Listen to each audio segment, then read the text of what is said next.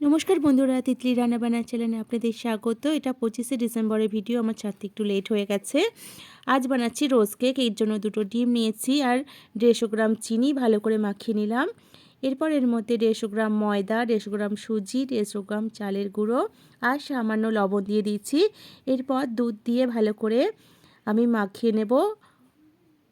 অল্প অল্প দুধ দিয়ে একটা ব্যাটার বানিয়ে নেব। বেশি পাতলা বা ঘন করব না, মিডিয়াম রাখবো ব্যাটারটা। দেখুন তৈরি হয়ে গেছে। এরপর আমি একটা সাজ নিয়েছি, আগের থেকে তেল গরম বসিয়ে দিয়েছিলাম। সাজটা ব্যাটারের মধ্যে চুবিয়ে আমি তেলের মধ্যে দিলাম। দেখুন কত সুন্দর ফুলের মতো একটা শেপ হয়েছে। দেখুন এইভাবে আমি সমস্ত রোজ কেকগুলো বানিয়ে নেব। আমি ভেঙে দেখাচ্ছি, দেখুন কতটা মচমচ হয়েছে। ভিডিওটা দেখার জন্য ধন্যবাদ।